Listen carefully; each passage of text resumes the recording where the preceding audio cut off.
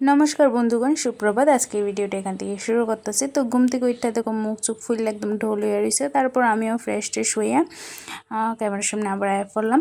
তো তারপর ভাবলাম যে আজকে একটা অনেক বড় কাজ করা যাক। এখন যেহেতু আমার গ্র্যাজুয়েশন কমপ্লিট হয়ে গেছে তো যে খাতাগুলি আমার দরকার নাই তো সেগুলি ভাবছি আলাদা করে রাখুন, আর যে খাতাগুলি আমার এখন দরকার এগুলি হাতের কাছে রাখুন। মানে বেসিক্যালি বইয়ের বাস্কেটটা ক্লিন করুন, যে কাজটা একদম আমার অপছন্দের, বছর আমি একবার করি।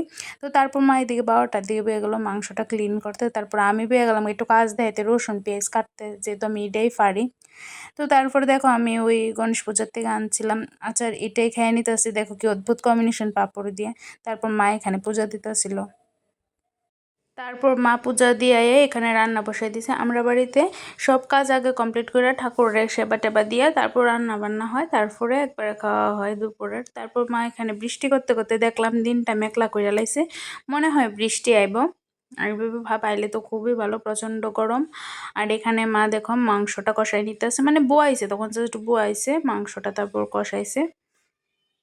আর কার এখানে কিরকম গরম অবশ্যই জানাও। আর আমার মতো কে কে গরম মাংস হওয়ার আগে থেকে মার কাছে বাটি নিয়ে হাজিরও টেস্ট করার লাগে। এটা আমার মতে বেসিক্যালি 100% থেকে 98% মানুষ এরকম করে, মার কাছে বাটি নিয়ে যাই টেস্ট করার লেগে কোন সময় হইব কোন সময় হইব। তারপর আমি বেয়ে গেলাম এখানে টেস্ট করতে, এবং সত্যি ভীষণ খুব টেস্টি হয়েছিল।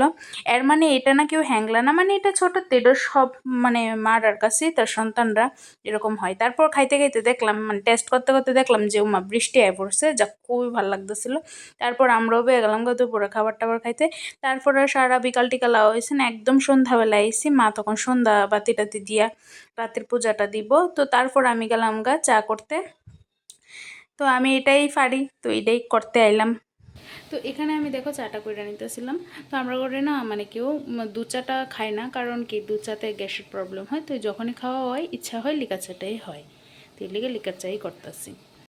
তো এই যে আমি চাটা করে নিয়ে নিচ্ছি। তো আমরা ঘরে বেশি একটা চাটা চলে না, আর আমি তো একদমই চা খাই না। মানে চা যদি কোনো সময় ইচ্ছে হয় কিছু একটা ওই ডুবাই খাওয়ার লেগেই এতটুকুই, না হলে আমি আর খাই না। আর বাকি যে চাটা থেকে ফালাই দিই। আর মাও আমরা ঘরে কেউ চা প্রেমী নাতি এরকম।